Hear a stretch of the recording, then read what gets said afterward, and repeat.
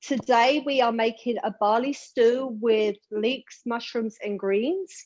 I want to talk to you a little bit about barley and some of the Swiss chard. The Swiss chard is actually one of the powerhouses of the green. It belongs to the beet family. It's filled with vitamin K, A and C. It contains magnesium, potassium and fiber. So it's a really great one. And you see the stems, we have a rainbow Swiss chard today. You see the stems are nice and yellow. How you cook these is you tear off the leaf off the stem and you put them in your stew at the very end, the leaves. But I'm going to use this, I'm going to actually use the stems in the soup. They're really good and they taste fantastic. The barley is high in fiber. This is your barley. It's high in fiber and it can help you lower cholesterol and your blood sugar levels. Okay, but JP will be talking a little bit more about that as we go into the class. Right now we're going to start cooking. I already have my oil warmed up, and what we're going to do is we're going to add our leeks. We have leeks, we have the Swiss chard stems that I spoke to you about. Okay, I'm going to add them. I'm going to do the stems now and the leaves later. I'll just chuck them in. Then I'm going to put some garlic, already chopped garlic. As you know, I always have my garlic. When I do the garlic, I do it for the week, so it makes cooking a lot more easier. Right, I have some carrots here. I'll chuck carrots in. And we have some celery.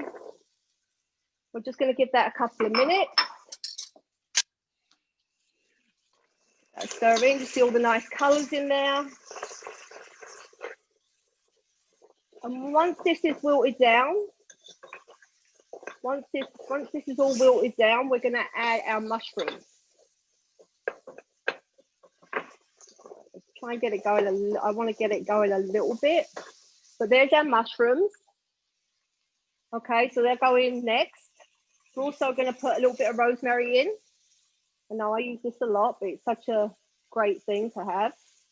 And I pull that out. I'll pull that out just at the end. This is our leaves.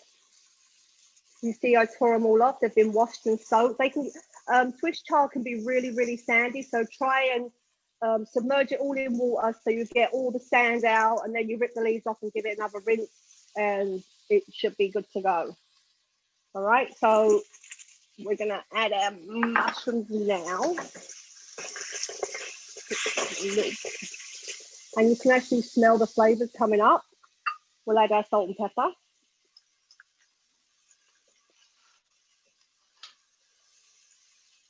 The salt and pepper. So, got another stir. Looks like it's good to me. Maybe just add it's a little dry. There's a lot of veggies in there, so a little bit more olive oil. So we're going to add our mushrooms.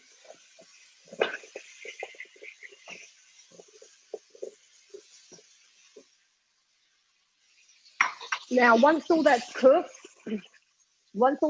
down, I'm going to add chopped tomatoes.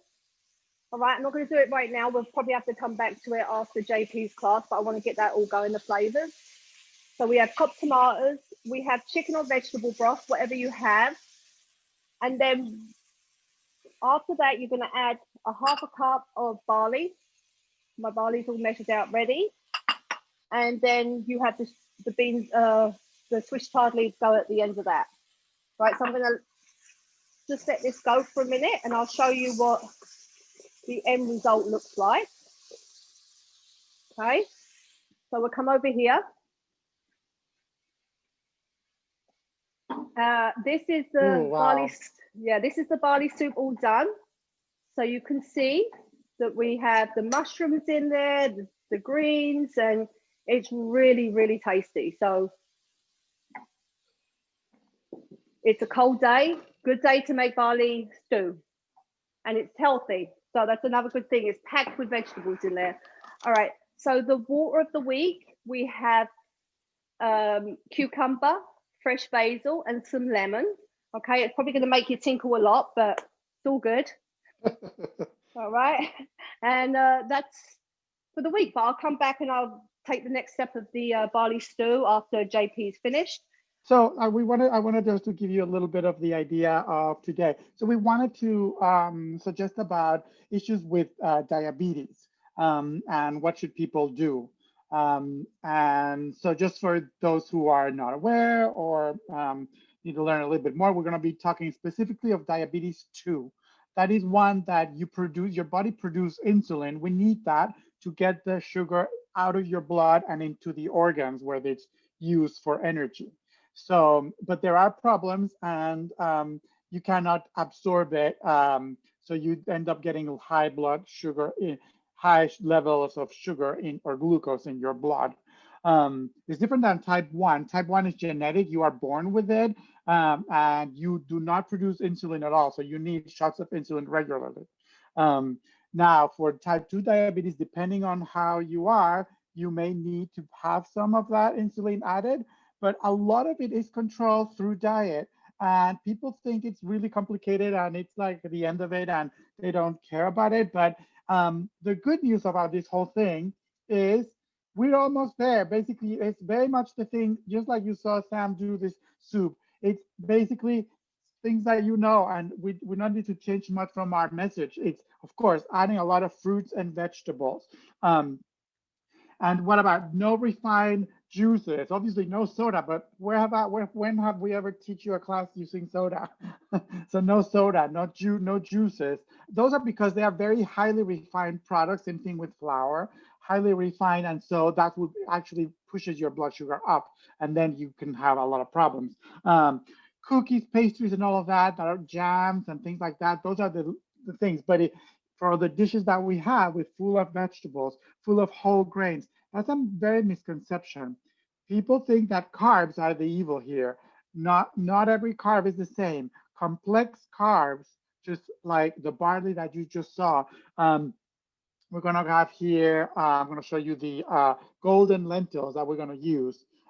Starchy vegetables. So a lot of people say, no, never have potatoes or never have, things like that. You can, but you're going to have them mixed with a lot of vegetables. And one of the things, especially if you are diabetic, but also pre-diabetic, and a lot of people are pre-diabetic or getting closer to that, is you have to balance your meals more, just like we do. But also you cannot have those days that, oh, I'm just feeling like eating a bowl of rice, of white rice, and that's it. So those things can't really happen because you need to control more your carb intake and complex carb intake. So that's what's the idea for the stew soup that Sam did and the one that I'm going to do today. So I'm going to start showing you the ingredients. Also, again, make sure to limit, one of the other things is limit fats, not a lot of fats, especially in saturated meats, in cheeses, in dairy, in cream, butter. Those things are not good. They actually limit the amount. Also, it's like making, so I've heard doctors saying, sometimes it's like, if you have a lot of fat in your diet, it limits, it's almost like trying to open the glucose trying to open the key with insulin. That's what it is to get into the cells. But the key is like filled with this fat and you cannot open like the doorknob or something like that. It's kind of like that. So you want to limit some fat, especially the bacon and the butter and all those things. And of course, and something people won't tell you that has nothing to do with food, regular moderate physical activity. Don't forget, go walk a little bit. Right now, it's obviously limited in the winter, or I always say, if you're chopping onion or garlic, every time you put your knife down, do a sit up. As simple as that while you're cooking. But things like that, you can't do it even at home regular. The point is to be every day doing 30 minutes, 20 minutes, however you can do. Don't forget that. That's key. And that'll help you a lot. So our ingredients, we're going to do a butternut squash soup. We have Napa cabbage, great thing with fiber too. And of course, fiber is great for, as always. We have onion, we have some bay leaves, some scallions, and the butternut squash. And the other thing is these lentils. So what I'm going to show you too is a little different than one Sam was showing. I'm going to start with chopping an onion, but I'm going to instead of sauteing them with, I'm gonna chop them real quick. Instead of sauteing the onion in a little bit of oil, you can, and that is okay, like the olive oil that she used. But I also want to tell you, if we're trying to reduce fat, you do not need to use oil to saute things. And I've shown them here before. So what do we use? Water. So we're gonna have a little bit of water right in our, let me show you. In our pot. This our pot is actually hot right now. I'm gonna, you see that? Now it's like jumping in. So to that jumping water, that's where I'm gonna add my onion. And then I'm gonna add a couple of bay leaves. I have freshly bay leaves today. And I'm gonna chop my my Napa cabbage. So a couple of the leaves. You try to do it small chop. It's gonna be diced small so that you can eat it directly as it cooks. So here, so see how that just like that without the oil, it's just sauteing as much and it's getting a little bit of the color in a hot pan. To that, I'm gonna add my chopped cabbage and continue cooking. If you have veggie stock, low sodium, also for diabetics too, sodium can be an issue. So but that's nothing new for us either, right? So what I'm gonna do here quickly is I'm gonna show you. So these are my lentils. So what I do is set it up like this, put them in a strainer, and I'm gonna rinse them. I just rinse them quickly. It's just like I almost rinse everything. But especially these lentils, this like, or you can also use split pea. Will take a little longer in cooking. They get a little bit of a starchy water. And you can rinse them a little bit from it. It's not that it's bad. It's just it makes it. Otherwise, sometimes they clump together really hard. I'm going to show you. This is like the water. See how that has a little bit of white? That's kind of like the starchiness to it. So that's why I rinse them a little bit, and I can now directly add it to my. I'm going to wait just a second because I need to cut the butternut squash. See, I'm going to add a little bit more water in it and keep my onion. So it's a very simple. It's like not a lot of ingredients in it, but so this is the butternut squash is a really nice. It is a starchy vegetable, but there is nothing wrong with that. It's not processed. One thing I was going to mention too is, so I'm just peeling it. Is you have the option at the end, and I'll show you. You can at the end puree the soup. So remember I was saying for diabetic patients, sometimes obviously they say no juices, no soda, not all of those things. Every time we use like a blender and then you puree things, you are breaking some of the fiber down. It's still there, so it's still good for you. But for diabetics, that also, if you puree some of the soups like that, it could be a little bit more risky because you digest it faster, because instead of you breaking down some of that fiber, the blender is doing that for you. So just give it a spoon, take this out. Oh, and another ingredient. See, very few simple ingredients in this soup. Oh, and I think I've shown you before, but you saw how I cut it with a knife, with a sharp knife, which you can do, but also you can do it with a vegetable peeler. This butternut squash can be cut with a vegetable peeler easily. I still need it. See how I missed a little bit of this part? Make sure you don't have any of that. And then you can dice it once like that. So one more. So I would sometimes, I like my soups chunky too, so I don't blend them necessarily. And it's okay to blend them if you want them, but it's a little bit better if it just slows down the absorption of the glucose. There is glucose in a lot of things, obviously, and we need that.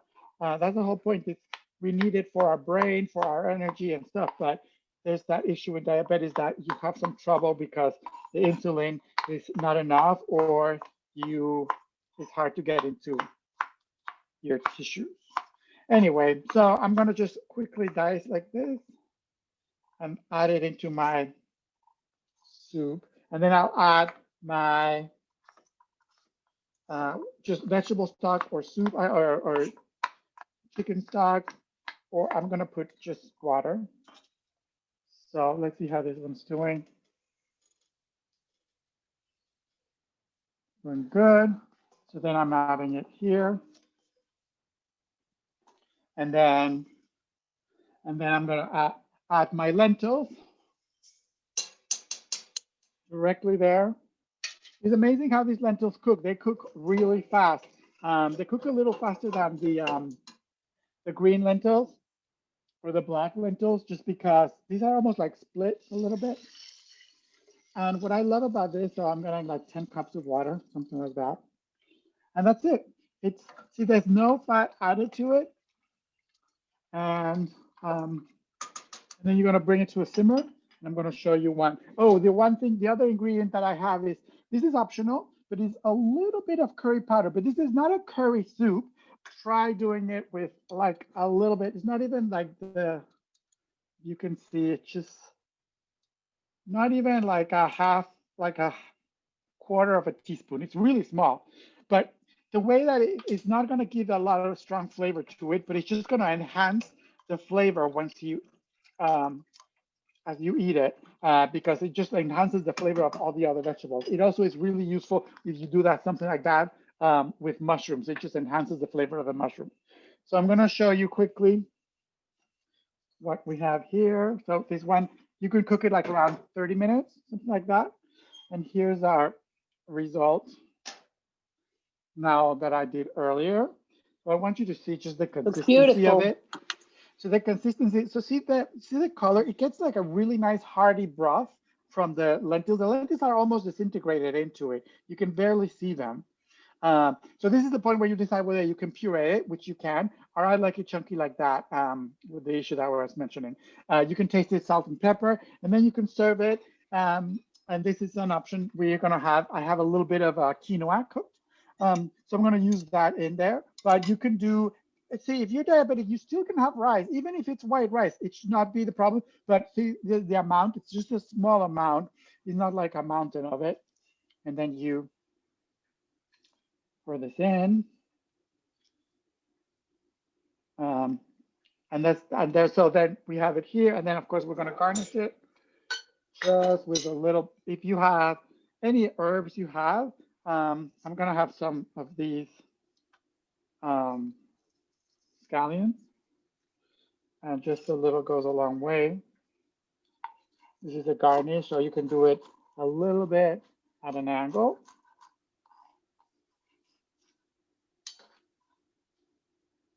And there you go, you have it. And then this is, remember, we did not use any fat at all. Like, so this is when, if you want a little bit, like sprinkle a little bit of olive oil on top at the serving time, and just retaste it for salt and pepper, have it with some fruit, have it with a side salad, and you're good to go. All right, so as you can see, everything is wilted down now. Okay, we got everything. I added the tomato, the can of chopped tomatoes. The mushrooms are got all toasty, and I added the broth. So now I'm going to add in the barley. Okay, so add in the barley. The barley takes roughly about like 35 minutes, but you can just leave it on a real simmer, and like maybe 5 minutes before the barley's cooked, you'll feel it. It gets nice and tender, just how you see, like it'll expand. It's not going to be little anymore. It's going to like blow up a little bit. And just before the end of it, we're going to add the greens, but I'm not going to add them yet because otherwise they're going to not stay green. Okay, so that's the end of the soup. So that is your soup. Scallions are from the family of onions. So you see kind of like onions there. It looks like tiny little spring onions.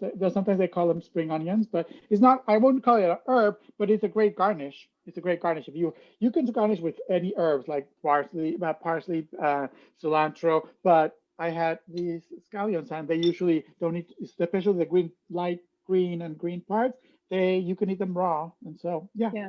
My question is, you can also use the white part, the scallions, correct? Oh yeah, absolutely. I Yeah. usually tend to I would have cut the white part too, and I would have added it as I was sauteing the other onion, for example. But you can even Hmm. have them raw. I mean, I definitely put them a lot of times in toppings. You can chop them all in a salsa, for example, green Hmm. and white. Yeah. Yeah. Be safe. Have a great weekend, and You we'll say, talk soon. everyone, thank you, and have Thank a good you. one.